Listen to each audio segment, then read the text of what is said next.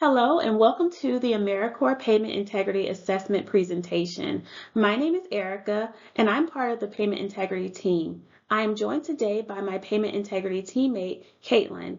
If you have any questions after reviewing this training, please feel free to reach out to us at payahelpdesk@americorps.gov. We are always happy to set up calls as well as discuss any questions or concerns you may have.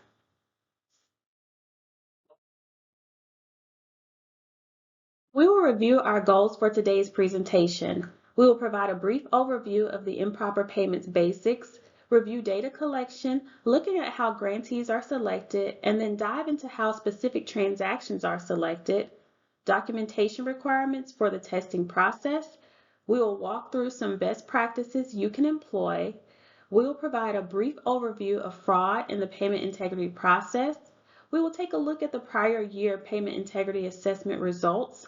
And lastly, we will do an overview of the current year payment integrity process and timeline. Questions?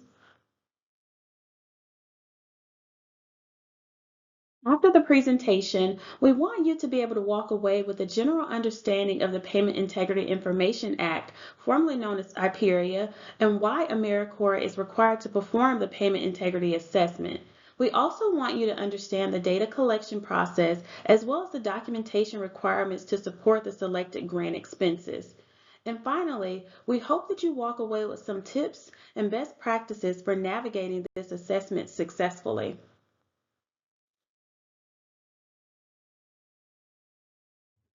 The purpose of PIA and prior legislation has been to reduce payment error, waste, fraud, and abuse in programs administered by the federal government.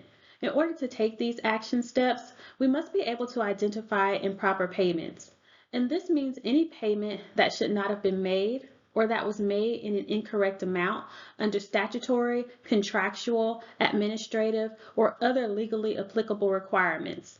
And it includes any payment to an ineligible recipient, any payment for an ineligible good or service, any duplicate payment, or any payment for a good or service not received.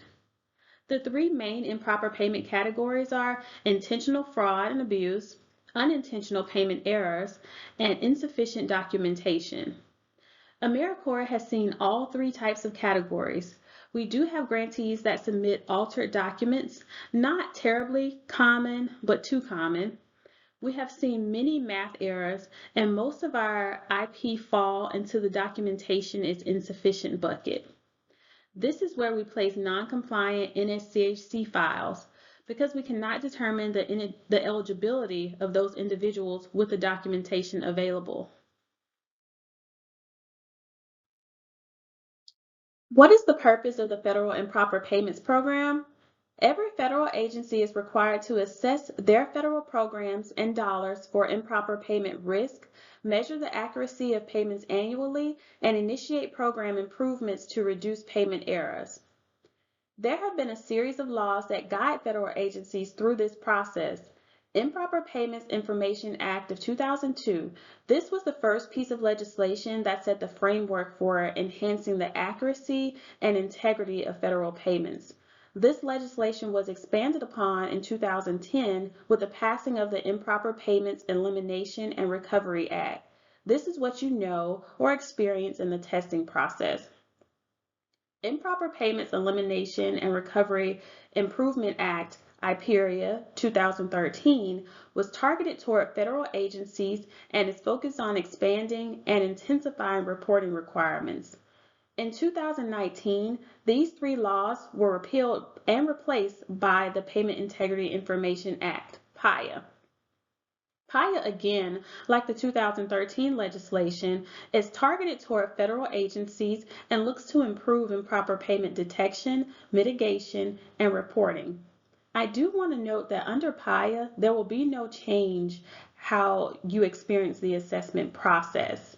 The new law requires agencies to develop plans to prevent improper payments from happening in the first place and improve methods for identifying programs that are at the highest risk of improper payments. The bill also creates a working group that will enable federal agencies to collaborate with each other and non-federal partners, such as the state governments. This is done to develop strategies for addressing key drivers of improper payments, such as fraud and eligibility determinations in state-managed federal benefits programs.